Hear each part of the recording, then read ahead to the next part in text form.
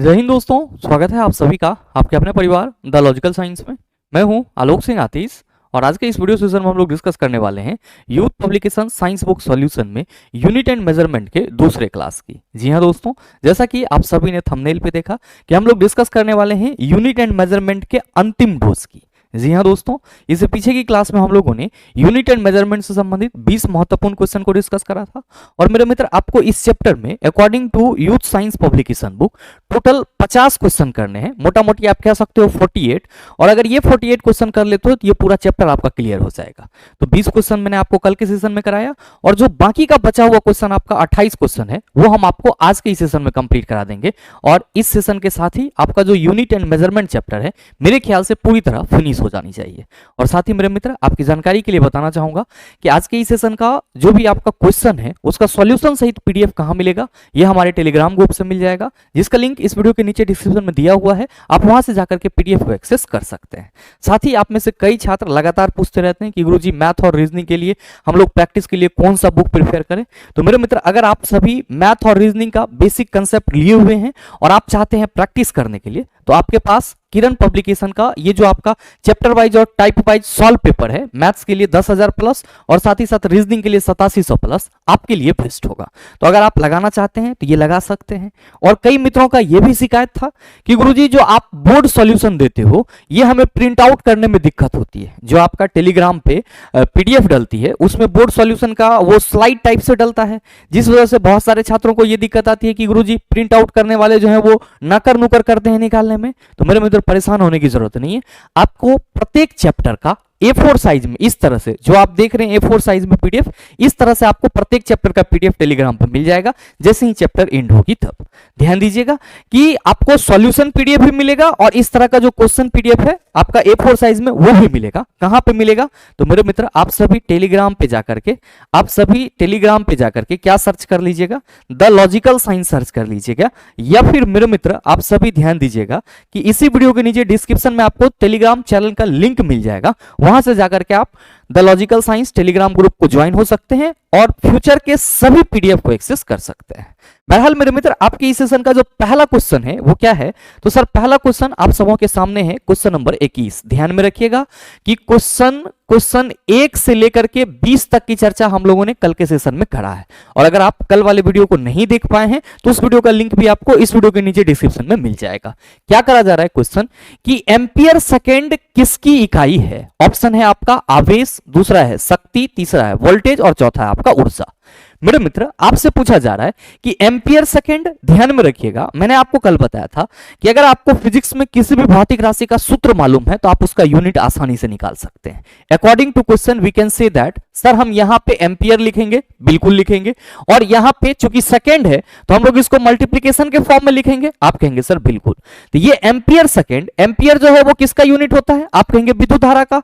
और जो सेकेंड है ये किसका यूनिट होता है? आप कहेंगे टाइम का। तो मेरे मित्र ये क्या हो जाएगा? IT। और आप सबों को मालूम है कि Q इक्वल टू आवेश इक्वल टू फॉर्मूला क्या होता है? आप सभी कहेंगे गुरुजी IT होता है। तो भाई मेरे सही आंसर आपका क्या हो जाएगा? ऑप्शन नंबर A हो जाएगा। ध्यान में रखिएगा कि यहां पे आप सबों ने कल के सेशन में पढ़ा है कि अगर हम लोग बात करते हैं आवेश के SI यूनिट की, तो हम सभी क्या कहते हैं कि गुरुजी आवेश का SI यूनिट जो है वो कूलम्ब होता है, जिसको हम लोग किससे रिप्रेजेंट करते हैं? C से रिप्रेजेंट करते हैं। और मैंने आपको कल के सेशन में बताया था कि अगर हम कभी भी 1 कूलम्ब आवेश की बात करेंगे, तो आप क्या कहेंगे कि गुरुजी 1 कूलम्ब आवेश जो है 1 एम्पियर सेकेंड होगा। 1 कूलम्ब आवेश क्या होगा? 1 एम्पियर सेकेंड होगा। तो ये चीज भी आप सभी ध्यान में रखिएगा, आपके लिए जरूरी है। बाद बाकी आपका शक्ति है, आप सभी कहेंगे कि गुरुजी इसका यूनिट वाट हो जाएगा। ऊर्जा की बात करेंगे तो आप कहेंगे गुरुजी ये जूल हो जाएगा। और अगर वोल्टेज की बात करेंगे तो आप सभी क्या कहेंगे कि गुरुजी विभव या विभवांतर हो जाएगा। अगला क्वेश्चन देख लीजिएगा। क्वेश्चन नंबर 22 आपसे पूछा जा रहा है कि गैलन सामान्यतः डैश इस्तेमाल किया जाता है? गति के लिए, एक कंटेनर के लिए, आयतन की माप के रूप में, कंटेनरों को बैरल के संदर्भ में व्यक्त करने के लिए। क्या होगा इसका आंसर? तो मेरे मित्र आप सभी ध्यान में रखेंगे कि अगर हम लोग बात करते हैं दूरी के अलग अलग मात्रक की, तो आप सभी क्या कहते हो कि गुरुजी अगर हम लोग दूरी के मात्रक की बात करते हैं किसकी सर? डिस्टेंस के मात्रक की। तो हम सभी मीटर का भी नाम लिखते हैं सर, सेंटीमीटर भी लिखते हैं, किलोमीटर भी लिखते हैं, और क्या लिखते हैं? तो आप सभी कहते हैं कि गुरुजी लाइट ईयर भी लिखते हैं। क्या लिखते हैं? लाइट ईयर भी लिखते हैं। फिर आप सभी कहते हो सर एस्ट्रोनॉमिकल यूनिट भी लिखते हैं। फिर आप सभी कहते हो कि गुरुजी पारसेक्स भी लिखते हैं हम लोग, या पारसेक भी लिखते हैं। तो ये दूरी के अलग अलग मात्रक हैं। अब सबका कंसेप्ट अलग है। कुछ जो है आपका छोटी दूरी के लिए यूज होता है, कुछ बड़ी दूरी के लिए उपयोग किया जाता है, कुछ सूर्य और पृथ्वी के बीच दूरियों को मापने के लिए किया जाता है, और सर कुछ आपका खगोलीय दूरी मापने के लिए किया जाता है। तो सबका अलग अलग अपना क्या है सर? यूज है। लेकिन है क्या? तो sir these all are belongs to the unit of distance. ये क्या है? सब के सब दूरी के मात्रक है। उसी तरीके से जब हम लोग चला जी आयतन की बात करते हैं, किसकी बात करते हैं? आयतन की। तो हम सभी क्या कहते हैं कि गुरुजी इसी को हम लोग वॉल्यूम कहते हैं। और आयतन का सिंपल सा मतलब क्या होता है? तो आप सभी कहते हैं कि सर कोई भी हमारा कंटेनर है, उसके लंबाई, चौड़ाई और ऊंचाई का जो माप है वही एक्चुअली में क्या होता है सर? आयतन होता है। अब मेरे मित्र आप सभी ध्यान में रखना कि अगर हम लोग बात करते हैं आयतन की माप की, किसी द्रव के आयतन की माप की, किसकी बात करते हैं सर? द्रव के आयतन की माप की। तो आपको यह ध्यान में रखना होगा, इसके लिए हम लोग किसका उपयोग करते हैं? आप सभी कहेंगे सर लीटर का उपयोग करते हैं। साथ ही हम लोग मिलीलीटर का भी इस्तेमाल करते हैं, जिसको ml के रूप में दर्शाते हैं। साथ ही साथ मेरे मित्र आप सभी ध्यान में रखेंगे, हम लोग गैलन का भी उपयोग करते हैं, और साथ ही साथ हम लोग क्या करते हैं? बैरल का भी उपयोग करते हैं। तो जिस तरह दूरी के बहुत सारे मात्रक होते हैं, उसी तरीके से आप ये कह सकते हो कि गुरुजी आयतन के भी बहुत सारे माप हैं, और इसमें हम लोग क्या कहते हैं सर? किसी द्रव के आयतन के रूप में हम लोग आयतन का माप या तो लीटर या मिलीलीटर या फिर गैलन या फिर बैरल के रूप में क्या करते हैं सर? इस्तेमाल करते हैं। आम बोलचाल की भाषा में सर लीटर बहुत ही कॉमन सा चीज है। लेकिन अगर हम लोग बात करते हैं गैलन की, तो सामान्यतः मेरे मित्र इसका उपयोग हम लोग किसी पानी जैसे द्रव की माप के लिए करते हैं। और आप सबों को यह ध्यान में रखना होगा कि अगर हम लोग बात करेंगे कि एक गैलन में कितना लीटर होगा, तो आप सभी कहेंगे 3.785 लीटर। क्या कहेंगे सर? 3.785 लीटर। तो जो सवाल करा जा रहा है कि गैलन सामान्यतः डैश इस्तेमाल किया जाता है, आप कहेंगे आयतन के माप के रूप में। इसीलिए सही आंसर हमारा ऑप्शन नंबर सी हो जाएगा। बहुत सारे मित्रों के मन में आ रहा होगा कि गुरुजी ये बता दो हमें, आपने बता दिया कि एक गैलन इक्वल टू 3.785 लीटर होगा, तो एक लीटर में हम कितना गैलन कहेंगे? तो चला जी, जब एक गैलन इक्वल टू 3.785 लीटर कह रहे हो, तो क्या आप एक लीटर इक्वल टू एक बटा 3.785 गैलन नहीं कह सकते हो? आप कहेंगे सर बिल्कुल कह सकते हैं। आपके मन में आ रहा होगा कि गुरुजी चलो ये लीटर, मिलीलीटर और गैलन तक तो हम समझ रहे हैं, लेकिन ये जो बैरल है ये तो हमारे डेली लाइफ में देखने को नहीं मिलती है। मेरे मित्र आप सभी ध्यान में रखेंगे, जब हम लोग अंतरराष्ट्रीय बाजार में यानी कि इंटरनेशनल मार्केट में कच्चे सामग्री की बात करते हैं, यानी कि कच्चे तेल वगैरह की बात करते हैं, तो वहां पे अंतरराष्ट्रीय मार्केट में या अंतरराष्ट्रीय स्तर पर कच्चे तेलों के माप के लिए हम लोग किसका इस्तेमाल करते हैं सर? बैरल का इस्तेमाल करते हैं। किसका उपयोग करते हैं सर? बैरल का। और आप सभी ध्यान में रखना कि एक बैरल कितना के बराबर होता है? आप ध्यान में रखेंगे, एक बैरल 159 लीटर के बराबर होता है। कितना के बराबर होता है? 159 लीटर के बराबर होता है। और जनरली मेरे मित्र इसका उपयोग आपको कहां देखने को मिलता है? तो आप सभी ध्यान में रखना, अंतरराष्ट्रीय स्तर पर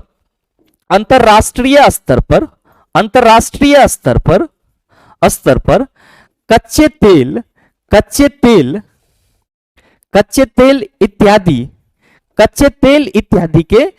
तेल इत्यादि के माप में किसका इस्तेमाल किया जाता है? आप सभी कहेंगे सर बैरल का इस्तेमाल किया जाता है। तो दो महत्वपूर्ण चीज है, एक गैलन में कितना लीटर होता है? आप कहेंगे 3.785 लीटर, और साथ ही साथ एक बैरल आप कहेंगे सर 159 लीटर। मेरे मित्र याद रखिएगा, अगर हम लोग बात करेंगे कि सर एक लीटर में कितना क्यूबिक सेंटीमीटर होता है, तो ये चीज भी आप सबों को टेक्निकली याद रखना होगा। और चला जी आप सभी ध्यान में रखिएगा, अगर हम लोग एक लीटर में बात करेंगे सर कितना क्यूबिक सेंटीमीटर होता है, तो आप सभी क्या कहेंगे? गुरुजी 1000 सीसी, इसको क्या पढ़ते हैं हम लोग? क्यूबिक सेंटीमीटर यानी कि घन सेंटीमीटर पढ़ते हैं।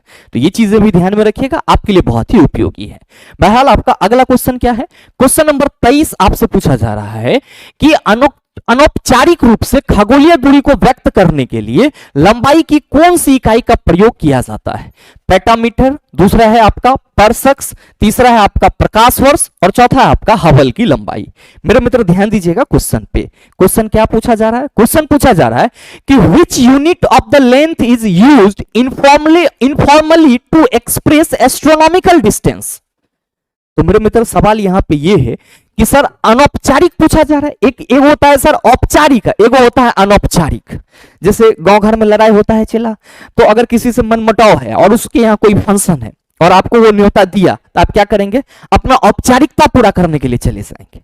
और ऐसे अगर मनमुटाव नहीं है और अगर आप ऐसे जाते हैं तो आप क्या कहते हैं कि अच्छा अनौपचारिक रूप से आया था और करके चला गया। तो औपचारिक और अनौपचारिक दो अलग अलग चीजें होती है। औपचारिक का मतलब हुआ जो विशेष है और उसके लिए हमको करना ही पड़ेगा, वही चीज सत्य है। और अनौपचारिक का मतलब होता है वो हमारे डिपेंड पे है कि हम अपने सुविधा के अनुसार क्या कर रहे हैं। तो सवाल यहां पे पूछा जा रहा है कि अनौपचारिक रूप से खगोलीय दूरी को व्यक्त करने के लिए लंबाई की कौन सी इकाई होगी? तो पहला चीज तो आप सबों को ध्यान में रखना होगा कि खगोलीय दूरी की बात की जा रही है, तो ये खगोलीय जो दूरी है ये क्या होता है? मेरे मित्र आप सभी ये चीज ध्यान में रखेंगे कि जब हम लोग खगोलीय दूरी की बात करते हैं तो इसका जो यूनिट लिखते हैं वो क्या लिखते हैं सर? एस्ट्रोनॉमिकल यूनिट लिखते हैं। क्या लिखते हैं? Astronomical unit. Astronomical unit. चला जी, इसी को हम लोग हिंदी में क्या कहते हैं? इसी को हम लोग हिंदी में खगोलीय इकाई कहते हैं। क्या कहते हैं? खगोलीय इकाई कहते हैं। ध्यान में रखिएगा कि शॉर्ट फॉर्म में इसको हम लोग एयू लिख सकते हैं। और आप सबों को ये ध्यान में रखना होगा कि 1 AU इक्वल टू कितना होता है? 1.495 into 10 to the power 11 metre. लेकिन मेरे मित्र अगर हम लोग खगोलीय दूरी को मापने के लिए एस्ट्रोनॉमिकल यूनिट का उपयोग नहीं करते हैं, तो इसके बदले में हम लोग अनौपचारिक रूप से किसका इस्तेमाल करते हैं? ध्यान में रखिएगा, प्रकाश वर्ष का इस्तेमाल करते हैं। तो सही आंसर हमारा क्या होगा सर? ऑप्शन नंबर सी हो जाएगा। तो औपचारिक रूप से पूछेगा तो हम कहेंगे सर एस्ट्रोनॉमिकल यूनिट का इस्तेमाल किया जाएगा खगोलीय दूरी को मापने के लिए। लेकिन अनौपचारिक की बात करेंगे तो हम लोग क्या कहेंगे सर? प्रकाश वर्ष। और मेरे मित्र मैंने आपको कल के सेशन में बताया है कि प्रकाश द्वारा निर्वात में एक साल में जितनी दूरी तय की जाती है वो प्रकाश वर्ष कहलाता है। तो चला जी, आप हमें यह बताइए कि एक प्रकाश वर्ष इक्वल टू कितना हो जाएगा? आप कहेंगे sir 9.46 into 10 to the power 15 metre हो जाएगा। कितना हो जाएगा? 9.46 into 10 to the power 15 metre हो जाएगा। अच्छा चला, अगर ऑप्शन में प्रकाश वर्ष मीटर में न रह के किलोमीटर में रहे तब क्या करोगे?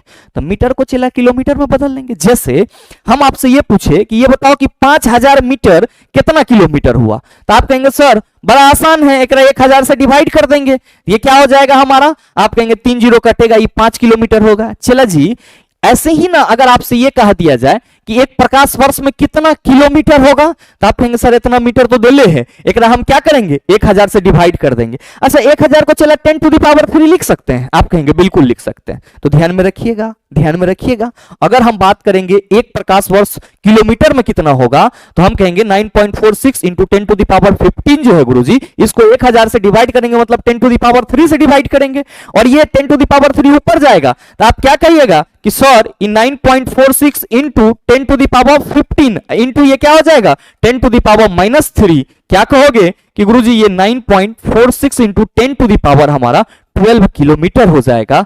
तो भाई मेरे आप सभी ध्यान में रखना, एक प्रकाश वर्ष मीटर में इतना होगा, किलोमीटर में सर इतना होगा। साथ ही मेरे मित्र आप सबों के मन में आ रहा होगा कि गुरुजी यहां पर तो पेटामीटर की भी बात की जा रही है। मेरे मित्र ध्यान में रखेंगे, इसी को हम लोग पेंटामीटर भी कहते हैं। और एक पेंटामीटर कितना के बराबर होता है? 10 टू द पावर 15 मीटर के बराबर होता है। कितना के बराबर होता है? 10 टू द पावर 15 मीटर के बराबर होता है। परसेक्स की बात की जा रही है, चला जी याद रखेंगे, इसी को हम लोग पारसेक बोलते हैं। क्या बोलते हैं? पारसेक। यहां पे ये इसका जो इंग्लिश मीनिंग है वो गलत लिखा हुआ है, आप सभी ध्यान में रख लेना, ये पारसेक लिखेंगे। और भाई मेरे आप सभी ये कहेंगे कि दूरी मापने की सबसे बड़ी इकाई, दूरी मापने की सबसे बड़ी इकाई की चर्चा करी जाएगी। दूरी मापने की सबसे बड़ी यूनिट क्या है? तो आप सभी क्या कहोगे? चला आप सभी कहोगे सर पारसेक्स, यानी कि इसी को हम लोग हिंदी में क्या कहते हैं? पारसेक, या फिर इंग्लिश में इस तरीके से इसको हम लोग कभी कभी पैरेलल सेकेंड भी बोलते हैं। ये चीज भी ध्यान में रखिएगा। और ये क्या होती है? आप कहेंगे सर दूरी मापने की सबसे बड़ी इकाई होती है। बहुत सारे मित्रों के मन में आ रहा होगा कि गुरुजी ये हबल की लंबाई क्या है? क्या इस नाम का भी कोई चीज होता है? बिल्कुल होता है मेरे मित्र। आप सभी ध्यान में रखेंगे कि जब हम लोग अपने ब्रह्मांड के गैलेक्सी की गति की बात करते हैं तो वहां पे हबल्स लॉ का उपयोग किया जाता है। और चला जी आप सबों को यह ध्यान में रखना होगा, according to Hubble's law we can say that the velocity of galaxies directly proportional to the distance. मतलब क्या कि हबल्स लॉ के अनुसार, मतलब क्या कि गैलेक्सी का जो हमारे ब्रह्मांड में सर आकाशगंगा में सर क्या हो रहा है, तो सर मूवमेंट हो रहा है, उसकी जो वेलोसिटी होगी वो क्या होगी सर, दूरी के समानुपाती होगी। तो according to Hubble's law we can say that sir v is directly proportional to the d। मेरे मित्र ये जो डायरेक्टली प्रोपोर्शनल है, जब इसको हटाते हैं तो यहां पे क्या आता है, HO और d आता है। और याद रखिएगा कि ये जो आपका HO है ये क्या है, आप सभी कहेंगे सर हबल नियतांक है। क्या है, हबल नियतांक, जिसको हम लोग हबल कांस्टेंट बोलते हैं। और चला जी जब आप ये कह रहे हो कि गुरुजी ये हबल कांस्टेंट जो है वो HO है, तो हम HO इक्वल टू v बटा d भी कह सकते हैं, बिल्कुल कह सकते हैं। और मेरे मित्र आप सभी ध्यान में रखेंगे कि इसी डिस्टेंस को जो आप यहां पे देख रहे हैं, इस डिस्टेंस को कभी कभी क्या बोला जाता है, हबल लेंथ भी बोला जाता है। तो जो हबल की लंबाई की चर्चा की जा रही है एक्चुअली कहां से है, तो सर यहां से है, जिसमें हम लोग क्या कहते हैं कि सर गैलेक्सी की जो वेलोसिटी होती है वो डिस्टेंस के डायरेक्टली प्रोपोर्शनल होती है। और प्रोपोर्शनल साइन हटाते हैं तो हमें क्या मिलता है सर हबल कांस्टेंट मिलता है। क्योंकि इसके बारे में हबल नामक वैज्ञानिक ने बताए थे, इसीलिए हम लोग इसके कांस्टेंट को क्या कहते हैं, हबल्स कांस्टेंट कहते हैं। और ये जो डिस्टेंस है इसको हम लोग कभी कभी हबल लेंथ भी कहते हैं। तो ये चीज भी आप सभी ध्यान में रखिएगा। बहरहाल आपका अगला क्वेश्चन नंबर 24 आपसे पूछा जा रहा है कि निम्नलिखित में से कौन सी मात्रा और उसकी एसआई इकाई सही रूप से सुमेलित नहीं है। मतलब 4 ऑप्शन दिए हैं और चारों ऑप्शन में उसके सर क्या दिए हुए हैं, यूनिट दिए हुए हैं, और आपको बताना है कौन सा सही नहीं है। ध्यान दीजिएगा, पहला ऑप्शन है आपका फ्रीक्वेंसी। और मेरे मित्र आपको मैंने कल ही बताया है कि अगर हम लोग आवृत्ति की बात करेंगे तो आवृत्ति का ऐसा यूनिट क्या लिखते हैं, हर्ट्ज, पुराना मात्रक, कंपन पर सेकंड। मेरे मित्र दूसरा ऑप्शन है आपका मैग्नेटिक फ्लक्स, जिसका यूनिट क्या दिया हुआ है, टेस्ला दिया हुआ है। आप क्या कहोगे कि गुरुजी यह तो गलत बात दे दिया है, क्यों? क्योंकि हम सबों को मालूम है कि मैग्नेटिक फ्लक्स का जो ऐसा यूनिट होता है, वो क्या होता है, आप कहते हैं कि गुरुजी वेबर होता है। और इसको हम लोग कैसे रिप्रेजेंट करते हैं सर, WB से रिप्रेजेंट करते हैं। तो हमसे क्या पूछा जा रहा है कि उसकी एसआई इकाई सही रूप से सुमेलित नहीं है। तो ऑप्शन में टेस्ला दिया हुआ था, जबकि होता क्या है सर, वेबर। तो आप कहेंगे सर लग रहा है कि सही सुमेलित नहीं है। मेरे मित्र बाकी के भी ऑप्शन देख लीजिए। प्रेशर आप कहेंगे सर पास्कल ही तो ठीक है दिया है। और इलेक्ट्रिक कंडक्टेंस जिसका यूनिट क्या दिया हुआ है सर, सीमेंस। बहुत सारे मित्र कहेंगे गुरुजी ये क्या है, कल ही हमने आपको बताया है। इसको हम लोग क्या कहेंगे सर, इसको हम लोग विद्युत चालकता कहेंगे। और मेरे मित्र कल मैंने आपको चालकता के बारे में क्या बताया था कि चला जी चालकता को जी से रिप्रेजेंट करते हैं और ये प्रतिरोध का व्युत्क्रम होता है। और मेरे मित्र आप सभी कहते हो कि गुरुजी इसी ओम इनवर्स को आपने कल क्या बोला था, महो बोला था। और चालकता का ऐसा यूनिट जो होता है वो क्या होता है, चला जी आप सभी कहेंगे कि गुरुजी चालकता का ऐसा यूनिट आपने कल के सेशन में बताया था कि सीमेंस होता है। तो भाई मेरे आपका ये भी सही है, जबकि सुमेलित कौन नहीं है, आप कहेंगे सर ऑप्शन नंबर बी। तो मेरे मित्र ये टेस्ला को जो हमने काटा है इसको हम हटा देते हैं और आप सभी क्या कहेंगे कि गुरुजी सही आंसर हमारा ऑप्शन नंबर बी हो जाएगा।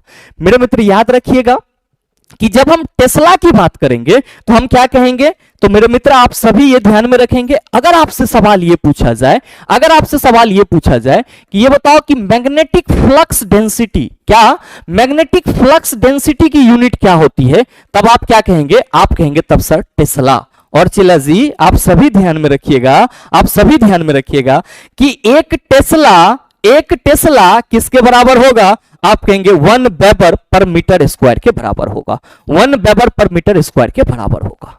अगला सवाल देख लीजिएगा, क्वेश्चन नंबर 25 कि चुंबकीय फ्लक्स की एसआई इकाई क्या है। ऑप्शन है फैराड, हेनरी, फिर है आपका पास्कल और चौथा है मेरे मित्र वेबर। क्या कहेंगे कि गुरुजी अभी ना बताए हैं कि चुंबकीय फ्लक्स यानी कि मैग्नेटिक फ्लक्स का ऐसा यूनिट वेबर होगा। तो सही आंसर कौन लेके जाएगा, ऑप्शन नंबर डी लेके जाएगा।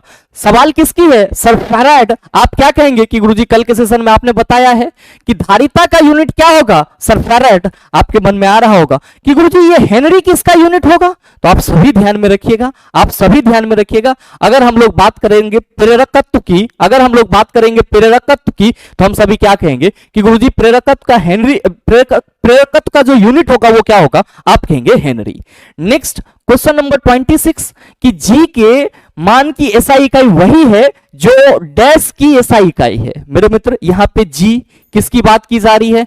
आप कहेंगे गुरुजी गुरुत्वीय त्वरण की बात की जा रही है। किसकी बात की जा रही है? गुरुत्वीय त्वरण की बात की जा रही है। अच्छा, और कौन सा त्वरण होता है? तो आप कहते सर जी वो ये वाला होता है।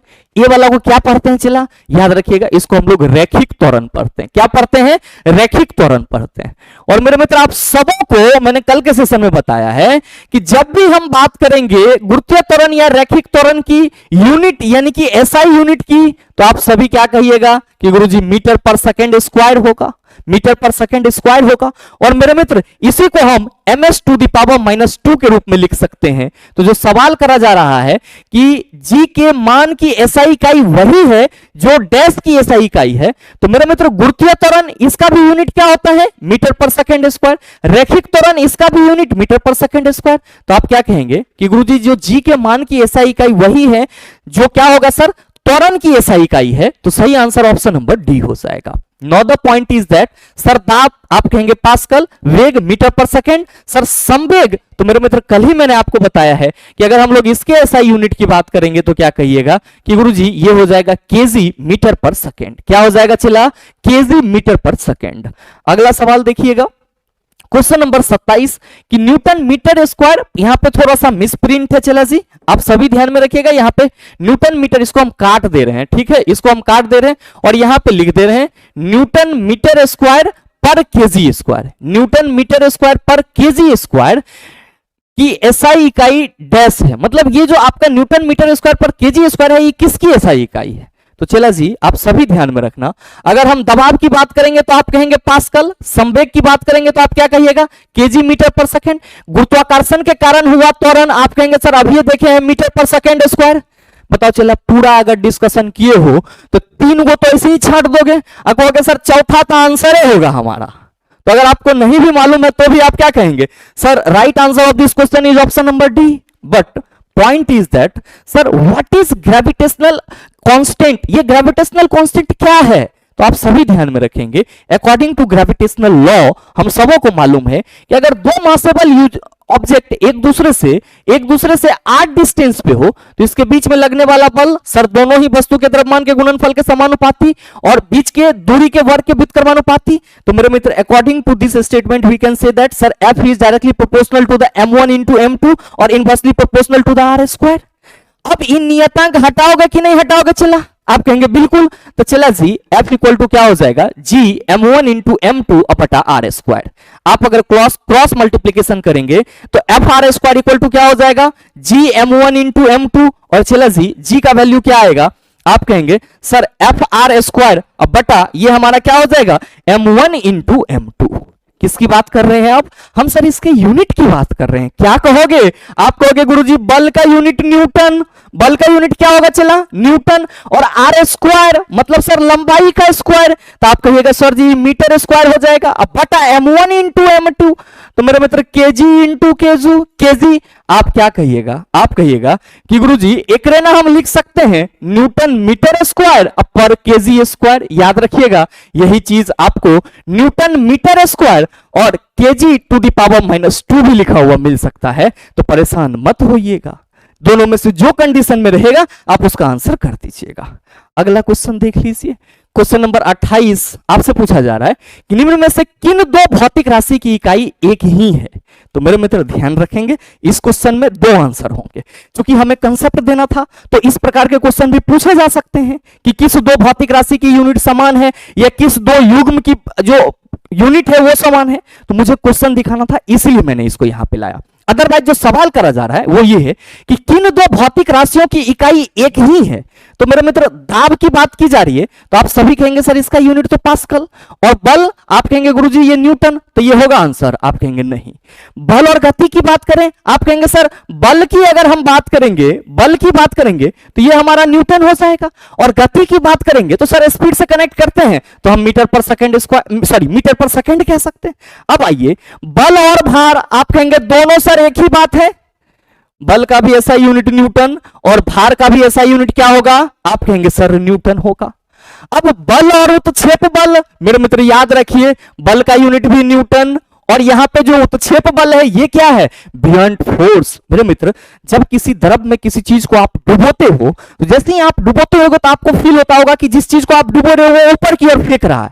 तो मेरे मित्र द्रव के द्वारा जो ऊपर की ओर वस्तु पर लगा हुआ बल होता है उसको हम लोग उत्क्षेप बल कहते हैं, क्योंकि ये भी एक प्रकार का बल है। क्या है सर, एक प्रकार का बल है, और ये किसके बराबर होता है, तो वस्तु द्वारा विस्थापित जल के भार के बराबर होता है। तो आप कहेंगे सर इसका भी यूनिट हमारा न्यूटन ही होगा। तो मेरे मित्र आपके इस क्वेश्चन का सही आंसर ऑप्शन बी और डी दोनों होगा। इस क्वेश्चन का सही आंसर ऑप्शन बी और डी दोनों होगा। याद रखिएगा अगर इस तरह के क्वेश्चन आपके एग्जाम में मिलते हैं तो आप फाइट करेंगे, अदरवाइज ये कंसेप्ट के लिए आपके लिए बेहतर है कि आपको इस टाइप के सवाल भी देखने को मिलते हैं कि किन दो भौतिक राशियों की यूनिट जो है वो सेम होती है। तो आप कहेंगे सर ऐसा सवाल मिलेगा तो हमारे पास कंसेप्ट है, हम उसको अच्छे से डील कर लेंगे। अगला सवाल देख लीजिए, क्वेश्चन नंबर 29, निम्न में से कौन सी तापमान की एसआई इकाई है। मेरे मित्र आप सभी को मैंने कल ही बताया है, अगर हम लोग बात करते हैं एसआई यूनिट की, अगर हम लोग बात करते हैं एसआई यूनिट की और उसमें भी किसकी, सर टेम्परेचर की, तो आप सभी कहते हो कि सर चूंकि टेम्परेचर जो है ये हमारा फंडामेंटल क्वांटिटी में आ जाता है, और फंडामेंटल क्वांटिटी में टेम्परेचर के लिए हम लोग क्या यूज करते हैं, सर जी केल्विन यूज करते हैं। तो सही आंसर हमारा क्या होगा, आप कहेंगे सर ऑप्शन नंबर डी हो जाएगा।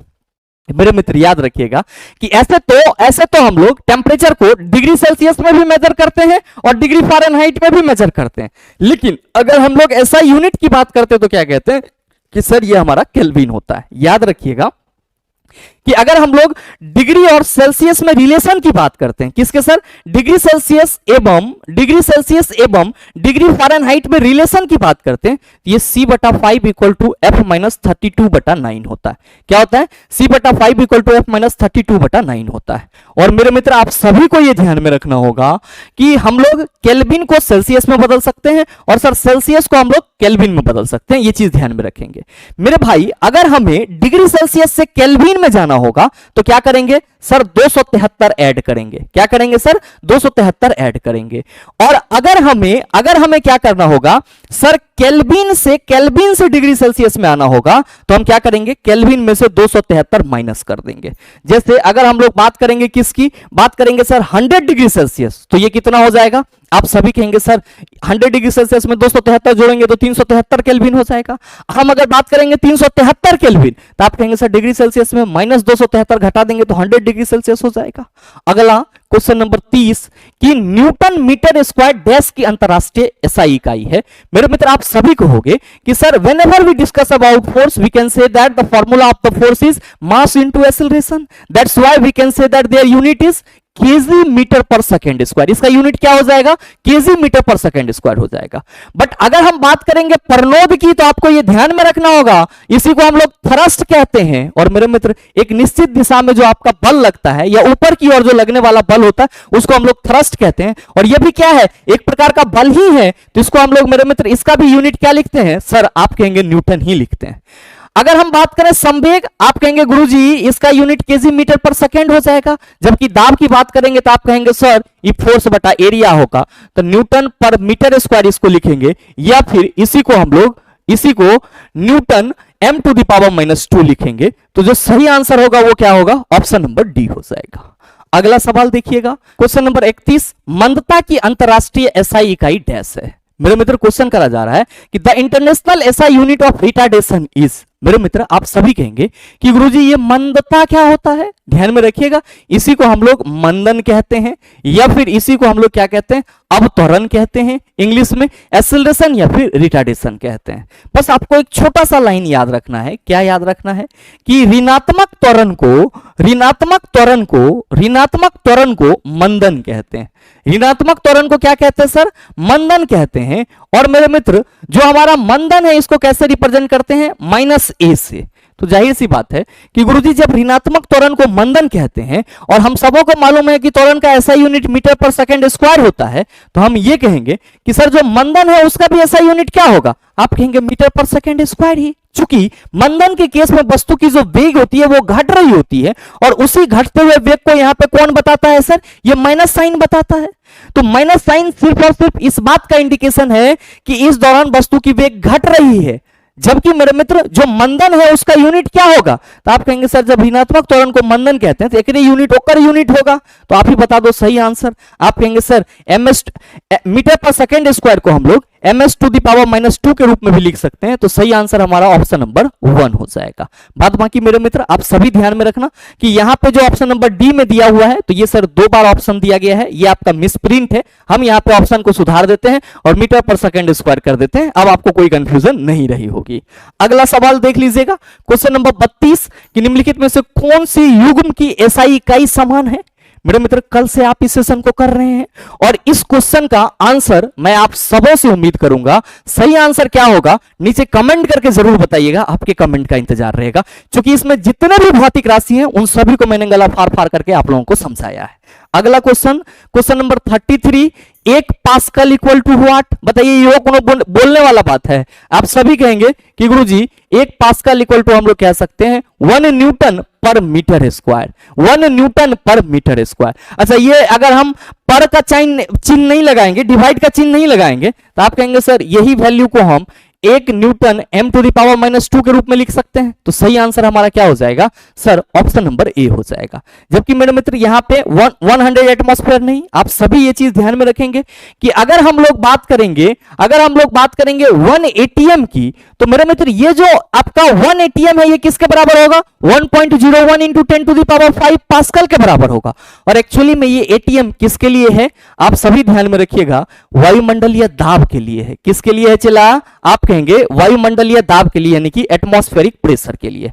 अच्छा, बहुत सारे मित्रों के मन में आ रहा होगा कि गुरुजी 9 सेंटीमीटर स्क्वायर दिया हुआ है, क्या ये चीजें सही है? मेरे मित्र ध्यान दीजिएगा, 9 सेंटीमीटर दिया हुआ है, तो अगर हम बल का यूनिट डाइन ले लें, सीजीएस यूनिट, और मीटर का सेंटीमीटर, तो आप क्या कहेंगे कि गुरुजी अगर हमसे ये सवाल पूछता कि जो दाब है या दबाव है उसका सीजीएस यूनिट क्या होता है, तो हम कह देते डाइन पर सेंटीमीटर स्क्वायर। क्या कहते सर?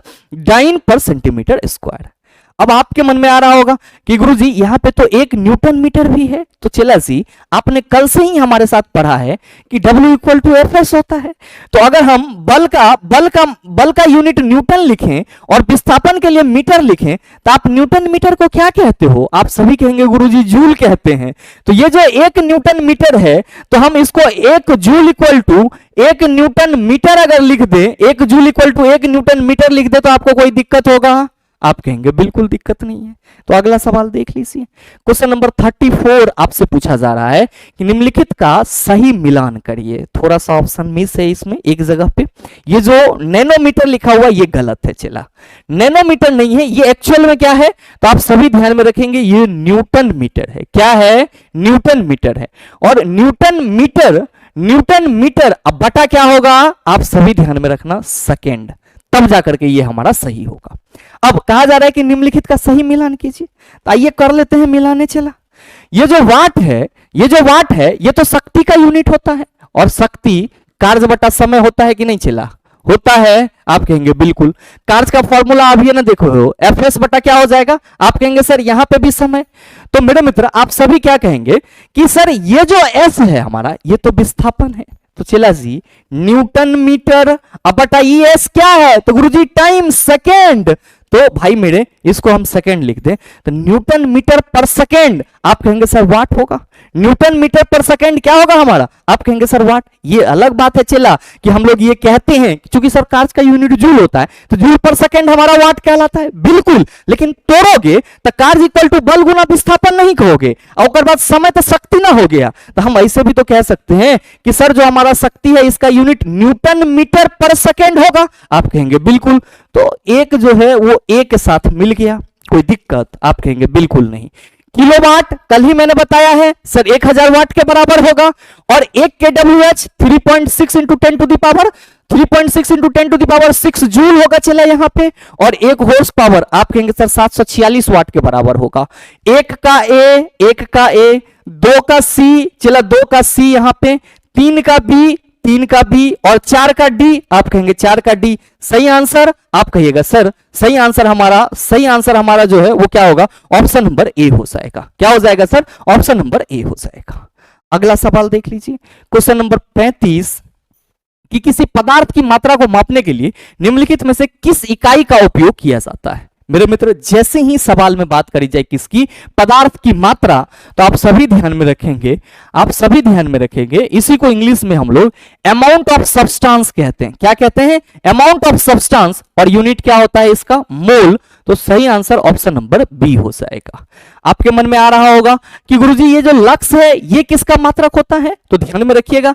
अगर आपसे सवाल करा जाए कि रोशनी की तीव्रता का मात्रक क्या है, रोशनी की तीव्रता का मात्रक, आप सभी कहेंगे गुरुजी लक्स। और मैग्नेटिक फ्लक्स डेंसिटी की बात करेंगे तो आप कहेंगे सर यूनिट जो है वो टेस्ला हो जाएगा। अगला सवाल देखिए, क्वेश्चन नंबर 36 आपसे पूछा जा रहा है कि मात्रक कूलम सेकंड का दूसरा नाम क्या है। थोड़ा सा मिसमैच है, आप सभी ध्यान में रखेंगे। यहां पे क्या होगा, यहां पे होगा कूलम पर सेकंड का दूसरा नाम क्या है। क्या कहोगे कि गुरुजी अगर हम कूलम बटा सेकंड लिखेंगे, क्या लिखेंगे, आप कहेंगे कूलम बटा सेकंड लिखेंगे, तो कूलम जो है वो आवेश के लिए लिखेंगे और सेकंड जो है वो किसके लिए लिखेंगे, आप कहेंगे सर समय के लिए लिखेंगे। तो मेरे मित्र जब आप विद्युत धारा की बात करते हो, तो क्या कहते हो, सर जी आवेश बटा समय होता है। क्या होता है, आवेश बटा समय, और आवेश में प्रवाह की दर को ही हम लोग क्या कहते हैं, विद्युत धारा। तो भाई मेरे आप सभी यही तो कहते हो कि गुरुजी 1 ampere equal to 1 coulomb per second होता है। तो सही आंसर क्या होगा, आप कहेंगे सर ऑप्शन नंबर बी हो जाएगा। बाद बाकी अगर हम वोल्ट की बात करेंगे तो आप क्या कहेंगे कि गुरुजी W बटा क्यू होगा, W बटा क्यू। और जूल पर कुलम्ब, 1 वोल्ट की बात की जाएगी तो हम लोग क्या कहेंगे गुरुजी 1 जूल पर कुलम्ब। क्या कहेंगे, 1 जूल पर कुलम्ब। अगला सवाल देखिएगा, क्वेश्चन नंबर 37, एक एटमॉस्फेयर डैश के बराबर है। बताइए इसी सेशन में हम आपको बताएं या नहीं बताए हैं। और मेरे मित्र आप सभी कहेंगे गुरुजी 1.01 into 10 to the power 5 Pascal. अगर आपने यूनिट एंड मेजरमेंट का दोनों क्लास कर लिया तो मुझे नहीं लगता है कि आपको यूनिट एंड मेजरमेंट में कोई दिक्कत आएगी, चाहे सवाल आपका किसी भी तरह का पूछे। और मेरे मित्र एक और चीज कहना चाहूंगा कि अगर आप सभी चीजों को समझ पा रहे हैं और सेशन को एंजॉय कर पा रहे हैं तो सेशन को आप अपना सपोर्ट जरूर दिखाइएगा और आप अपने दोस्तों के साथ व्हाट्सएप ग्रुप में शेयर जरूर कीजिएगा। बहरहाल अगला सवाल आप सबों के सामने है, क्वेश्चन नंबर 38, एक हॉर्स पावर किसके बराबर है। आप कहोगे सर 746 वाट, इसी को इंपीरियल पावर भी कहते हैं सर। और इसी को अगर हम लोग बात करते हैं सर किसकी, कॉमर्शियल यूनिट या इंडस्ट्रियल यूनिट ऑफ पावर की, तो आप सभी कहते हैं गुरुजी हॉर्स पावर। अगला है एक डायोप्टर डैश के बराबर होता है। ये चीज आपको फंसा सकता है कि गुरुजी ये चीज तो हम पढ़वे नहीं किए हैं, लेकिन मेरे मित्र मैंने आपको कल क्या बताया कि अगर लेंस की फोकस दूरी मीटर में हो तो उसकी क्षमता हम लोग क्या कहते हैं सर, डायोप्टर होती है। चूंकि मेरे मित्र P इक्वल टू 1/f लिखते हैं और P का जो यूनिट है वो क्या कहलाता है सर, डायोप्टर, तो हम D इक्वल टू 1/f भी तो कह सकते हैं। आप कहेंगे बिल्कुल कहेंगे सर। मेरे मित्र 1/f, तो इसी को हम 1/m, f जो है जो फोकस दूरी है ये हमारा किस में मेजर होगा, आप कहेंगे सर मीटर में। इसको हम 1/मीटर लिख सकते हैं, आप कहेंगे बिल्कुल। एक सरिया के चला मीटर इनवर्स नहीं लिख सकते हैं, आप कहेंगे बिल्कुल लिख सकते हैं। तो देख लीजिए किस ऑप्शन में, आप कहेंगे सर ऑप्शन नंबर बी में है। अगला सवाल देख लीजिए, क्वेश्चन नंबर 40 कि 1 मीटर किसके बराबर है। तो याद रखिएगा कि यहां पे आपको सीधे सीधे मैं एस्टेटिक के रूप में बता दे रहा हूं कि 1 metre 10 to the power 6 micron के बराबर होती है। चूंकि टाइपिस्ट जो है इसमें थोड़ा सा गड़बड़ी किया है सर, इस सेट में बहुत सारा चीज यहाँ पे छूटा हुआ है। यहाँ पे होना चाहिए था 10 टू द पावर 4 और यहाँ पे होना चाहिए था 10 to the power 6, 10 to the power 3 ही है और ये 10 माइक्रोन। तो मेरे मित्र सही आंसर आपका क्या हो जाएगा, आप कहेंगे sir 10 to the power 6 micron हो जाएगा। तो अगर हम इस ऑप्शन को यहां पे सुधार करके ऐसे लिख दे चला तो आपको परेशानी नहीं होगी। ध्यान में रखिएगा, right answer option number B हो जाएगा। राइट आंसर क्या हो जाएगा, ऑप्शन नंबर बी। ऐसे क्या कहेंगे, 1 metre 10 to the power 6 micron के बराबर होगा। अगला सवाल बहुत ही सरल सा, 1 kWh आप कहेंगे sir 3.6 into 10 to the power 6 joule. अच्छा, बहुत सारे मित्रों को इसमें कंफ्यूजन होता है, तो कंफ्यूजन नहीं करना है। चला 1 किलोवाट इंटू आवर, तो 1 किलोवाट 1000 वाट अगुना ये आवर है, तो 1 आवर में कितना सेकंड, आप कहेंगे सर 3600 सेकंड। तो चला जी 36 पर ये कितना हो जाएगा, आप कहेंगे 5 को 0, तो 3.6 इंटू 10 टू द पावर 6 अगर ना लिख सकते हैं। ध्यान में रखिएगा ये चीज। नेक्स्ट देखिएगा कि 1 किलोवाट घंटा ऊर्जा डैश के बराबर होती है, आप कहेंगे 36 पर 5 को 0 जो होगा वही सही आंसर होगा। का है, तो सर अभी कैलकुलेशन की है, 36 पे 5 0 आ रहा है, तो देख ना लीजिए सर। अगर आप मिलाएंगे तो सही आंसर आपका ऑप्शन नंबर डी हो जाएगा। इसी में क्या हो रहा है सर, 36 पे 5 को 0 आ रहा है। अगला देखिएगा क्वेश्चन नंबर 43, 1 किलोवाट कितना के बराबर होगा। मेरे मित्र आप ये बताओ कि 1 वाट कितना के बराबर होता है, आप कहेंगे सर 1 जूल पर सेकंड के बराबर होता है। अच्छा, 1 किलोवाट कितना के बराबर, आप कहिएगा सर 1 वाट के बराबर। तो चला जी, सॉरी 1 किलोवाट आपका 1000 वाट के बराबर। तो चला जी, आप 1 किलोवाट को जूल पर सेकंड में क्या कहोगे कि गुरुजी ये हो जाएगा 1000 जूल पर सेकंड। किसमें है सर, ऑप्शन नंबर ए में है। सही आंसर क्या होगा, ऑप्शन नंबर ए हो जाएगा। नेक्स्ट सवाल question number 44, 5.5 kWh equal to watt. थोड़ा भी परेशान नहीं होना है, तनिक भी चिंता नहीं करना है, क्योंकि आप सबों को मालूम है 1 kWh इक्वल टू क्या होता है, चला 3.6 into 10 to the power 6 joule. यहाँ पे 5.5 पूछा गया है, तो 5.5 गुना 3.6 इंटू 10 टू द पावर 6। मेरे मित्र जब आप इसको मल्टीप्लाई करेंगे तो क्या कहिएगा कि गुरुजी 55 और 36 को मल्टीप्लाई करना होगा। 6 5 30, 6 5 30 3 33, 5 3 15 और 5 3 15 1 16, 0 5 3 8 6 3 9 1। क्या हो गया सर, 1 1 2 19.8। मेरे मित्र 19.8 into 10 to the power 6 joule. देख लीजिए किस ऑप्शन में है सर, ऑप्शन नंबर डी में है। अगला देखिएगा question number 45, 1 nanometre equal to watt. अब बहुत सारे मित्र यहां भी परेशान होते हैं, तो आपको यह ध्यान में रखना होगा कि 1 nanometre 10 to the power -9 metre के बराबर होती है। तो मेरे मित्र 1 nanometre 10 to the power -9 metre के बराबर होती है, तो इसको हम लोग इस तरीके से भी तो लिख सकते हैं, 1/10 टू द पावर 9। आप कहेंगे बिल्कुल लिख सकते हैं, तो मेरे मित्र ऑप्शन आपका वही दिया हुआ है। 1/10 टू द पावर -8 आप कहेंगे नहीं होगा। 1/10 टू द पावर -9 नहीं सर, जब 10 टू द पावर -9 मीटर जो है वो 1 नैनोमीटर के बराबर है, तो हम ये 1 nanometre equal to 1/10 to the power -9 है, तो इसको नीचे करेंगे तो माइनस साइन हट जाएगा, ये 10 टू द पावर 9 होगा। तो आप कहेंगे सर ये ऑप्शन भी नहीं होगा, ये ऑप्शन हमारा सही होगा क्योंकि 1/10 टू द पावर 9 मीटर इसी में लिखा हुआ है। अगला सवाल देखिएगा क्वेश्चन नंबर 46 कि 1 कूलम पर सेकेंड क्या होगा। क्या कहोगे गुरुजी, अभी जस्ट हम लोगों ने चर्चा करा है, 1 एम्पियर हो जाएगा। क्या हो जाएगा, 1 एम्पियर। 1 वोल्ट इक्वल टू क्या होगा, आप कहेंगे सर 1 जूल पर कूलम हो जाएगा। 1 ओम इक्वल टू, तो आप सभी कहेंगे कि गुरुजी आर इक्वल टू भी बटा आई, आर इक्वल टू भी बटा आई। तो मेरे मित्र 1 ओम इक्वल टू आप कहेंगे सर 1 वोल्ट पर एम्पियर, और 1 वाट इक्वल टू तो आप कहेगा गुरुजी 1 जूल पर सेकंड। कोई दिक्कत है क्या। अगला सवाल देखिएगा क्वेश्चन नंबर 47 कि 1 पिकोमीटर डैश के बराबर है। आप क्या कहेंगे कि गुरुजी 1 picometre 10 to the power -12 metre के बराबर होता है। अगला सवाल है कि एक विशेष घर में 5 दिनों में 100 इकाइयों की खपत है, यदि ऊर्जा को जूल में परिवर्तित किया जाए तो यह कितनी होगी। मैंने आपको कल क्या बताया था कि चला जी, अगर हम लोग बात करते हैं 1 kWh की, तो इसी को हम लोग 1 यूनिट कहते हैं। क्या कहते हैं, 1 यूनिट। और 1 यूनिट में कितना जूल ऊर्जा खपत होता है, आप कहेंगे 3.6 into 10 to the power 6 joule. मेरे मित्र घर में 5 दिन में 100 इकाई खपत हो रही है, तो ये 100 यूनिट कितना ऊर्जा होगा। तो क्या कहोगे आप कि गुरुजी 100 यूनिट की अगर हम लोग बात करेंगे तो चूंकि 1 यूनिट इतना जूल होता है, 100 यूनिट क्या होगा, तो आप कहेंगे 3.6 इंटू 10 टू द पावर 6। और ये जो 100 यूनिट है चला, अगर हम 10 टू द पावर 2 लिख दें, आप कहेंगे बिल्कुल। तो चला जी, आप सभी कहेंगे 3.6 इंटू 10 टू द पावर 6 और 10 टू द पावर 6 आप कहेंगे 10 टू द पावर 8 जूल हो जाएगा। और सही आंसर हमारा ऑप्शन नंबर डी हो जाएगा। मेरे मित्र यूनिट एंड मेजरमेंट से संबंधित अगर आप इतना क्वेश्चन कर लेते हैं, तो मुझे नहीं लगता है कि अगर यूनिट एंड मेजरमेंट से संबंधित किसी भी तरह का सवाल पूछा जाए तो आपको उसमें कोई व्यवधान देखने को मिलेगा। और साथ ही मेरे मित्र उम्मीद करते हैं कि आज का ये सेशन आप सबों को अच्छा लगा होगा। अगर आपको अच्छा लगा तो सेशन को लाइक कीजिएगा, ज्यादा से ज्यादा अपने दोस्तों के साथ शेयर कीजिएगा, और हाँ, अगर आप चैनल पर नए हैं तो सब्सक्राइब करके बेल आइकन दबा लीजिएगा ताकि इस तरह के एग्जाम रेलेवेंट वीडियो का नोटिफिकेशन सबसे पहले आपके पास पहुंचे और आप उसको सबसे पहले देख पाओ। मिलते हैं फिर अगले वीडियो सेशन में, तब तक के लिए best of luck. Thank you, have a nice day.